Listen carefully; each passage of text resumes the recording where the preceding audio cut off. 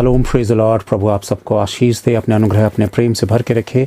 मैंने अपने कई वीडियोस पर कुछ बहुत ही अहम विजन्स और प्रोफेसी की बातें मैंने प्रोफेसी जो खुदा ने मेरे थ्रू करवाई थी हॉली स्पिरिट के थ्रू, और जो रेगुलर सुनने वाले लोग हैं इस बात को जानते हैं कि आने वाले समय में कुछ ऐसी बीमारियां, कुछ ऐसे रोग अचानक जवानों के ऊपर शैतानी हमले शुरू होंगे।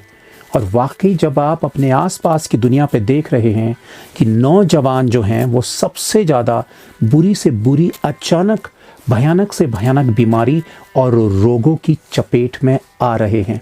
दोस्तों, हम उस दौर पर जीवन जी रहे हैं जिस दौर पर दुनिया का कोई भी महान से महान इंसान भी इस दुनिया को बेहतर करने की कोशिश करेगा, वो कामयाब नहीं होगा।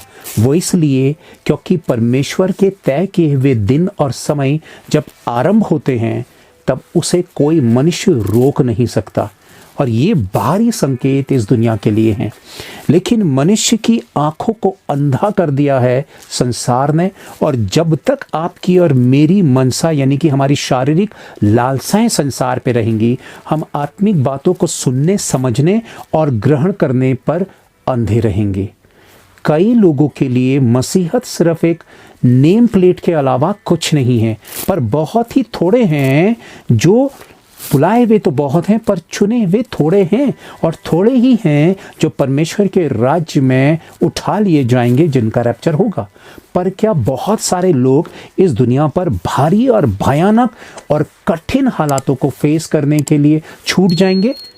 जैसा कि मैंने बताया कि मनुष्य इस काबिल, इस क्षमता में नहीं बना कि वो दर्दों और पीड़ाओं को सह सके। वो चीखता है, चिल्लाता और तड़पता है क्योंकि उसके पास वो सहन शक्ति नहीं है। जब हम सामान्य सी पीड़ाओं को नहीं सह सकते तो आप इमेजिन करिए कि जो आने वाले समय की विपदा है, जो आने वाले समय का जो सताव है, जो ट्रेबुलेशन का जो समय है, वो समय इतना डरावना और इतना भयानक है कि इंसान ने कभी ऐसे पल अपनी ज़िंदगी में, इतिहास में ना कभी देखे, ना सुने, ना समझे होंगे।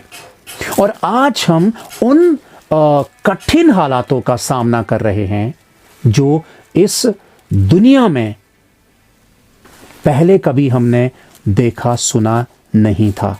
यानी कि ये दुनिया बहुत ही बुरे दौरों से होकर गुजर रही है और गुजरने वाली है। और कौन कौन ऐसा शख्स है जिसके पास इसका परमानेंट इलाज है? कौन ऐसा शख्स है? इंसान भागा भागा फिरता है कि किसी प्रार्थना के थ्रू या किसी डॉक्टर्स के थ्रू या किसी दवा के थ्रू उसकी ज़िंदगी बचे या उसकी बीमारी और रोग से वो छुटकारा पाए। एक डर का माहौल पूरी दुनिया में है। हर जगह विश्वास का जो सबसे अहम हिस्सा है, जो इंसानों के बीच में जो विश्वास का हिस्सा है, वो समाप्त हो चुका है, वो जा चुका है। ये संकेत किस चीज़ के हैं? ये संकेत हैं उस राजा के आने के, उस राजा के आने के जिसे परमेश्वर ने स्वर्ग और पृथ्वी का अधिकार दिया। और जो स्वर्ग उठाया जा रहा था 2000 साल पहले, उसने कहा जैसे तुम मुझे जाते हुए देख रहे हो वैसे ही तुम मुझे आते हुए पाओगे और देखोगे। और ये यीशु मसीह के आने का वो ठीक समय है जब पूरी दुनिया करहा रही है, या फिर पूरी दुनिया संसार के नशे में चूर है, गुनाह में, पाप में, बुराई में चूर है, अंधी हो चुकी है। और यही पल है कि यीशु मसीह जो है वो चोर की नाई आ जाएगा। और कितने लोग हैं कि यीशु मसीह के लिए उन 5 कुंवारियों के समान अपनी कुप्पियों में तेल लिए हुए ठहरे हुए हैं कि उसके आते ही वो उसका वेलकम और उसका स्वागत करें और उसके लिए वो कंसंट्रेट रहें। क्योंकि संसार का जो सरदार है यानी कि जो शैतान है, वो शारीरिक इच्छाओं में हमें इतना एडिक्ट बनाएगा, इतना एडिक्ट बना रहा है कि पैदा होने वाले बच्चा जो है वो श्राप के साथ पैदा ऑब्वियसली होता है, और भी विकारों के साथ, गड़बड़ियों के साथ पैदा हो रहा है। जिनके नौजवान बच्चे हैं वो माँ बाप खून के आंसू रो रहे हैं। पति और पत्नियों के बीच में बहुत तेजी से तलाक हो रहे हैं, रिश्ते टूट रहे हैं, बिखर रहे हैं।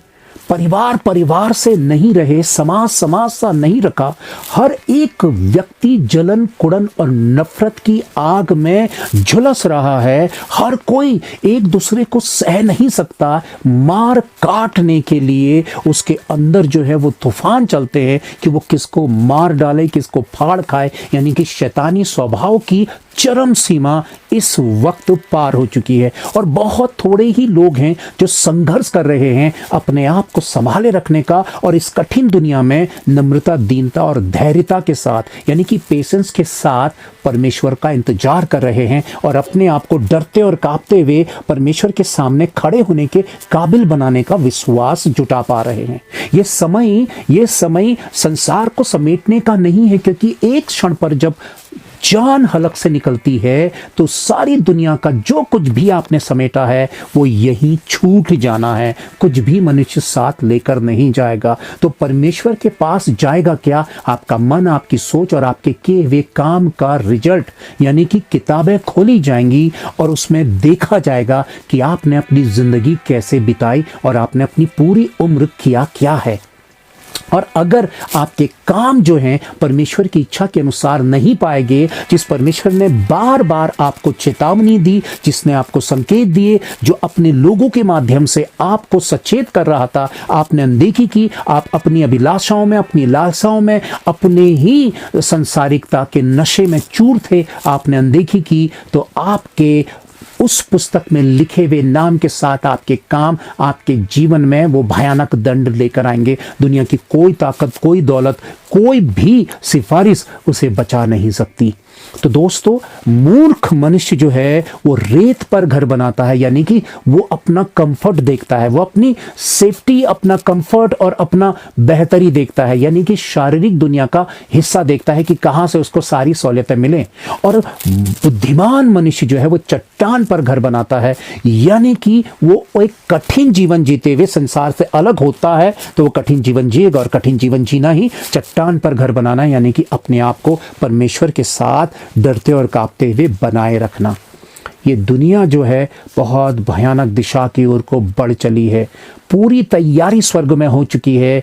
उस राजा ने, हमारे दुल्हे ने दुल्हे के वस्त्र पहन लिए हैं और पूरी तैयारी हो चुकी है। किसी भी घड़ी दूल्हा आएगा और अपनी दुल्हन को ले जाएगा। पर अपनी आत्मा में, अपने कॉन्शस से पूछिए, अपनी आत्मा में झांक कर पूछिए, अपने गिरेबान पर झांक कर पूछिए, क्या आप उसकी दुल्हन बन चुके हैं या दुल्हन होने की तैयारी कर रहे हैं? क्योंकि दुल्हन जो है वो सजती और संवरती है, वो अपने आप को तैयार करती है अपने दूल्हे के लिए। और हमारे दूल्हे के लिए दुल्हन की तैयारी क्या है? यानी कि आत्मिक रीति से विश्वास में, प्रेम में, धीरज में और उसकी आज्ञाकारिता में ओबीडेंट होकर वो अपने दूल्हे का इंतजार कर रही है। ना वो दाएं देखेगी ना बाएं देखेगी, वो अपनी नजरों को अशुद्ध नहीं करेगी, वो अपने दिल को अशुद्ध नहीं करेगी, वो अपने मन और सोच को गंदा नहीं करेगी, गुनाह और पाप से नहीं भरेगी, वो अविश्वासी या विश्वासघातिनी नहीं होगी, वो विश्वासघात नहीं करेगी, वो पवित्र और सच्ची बनने की कोशिश करते हुए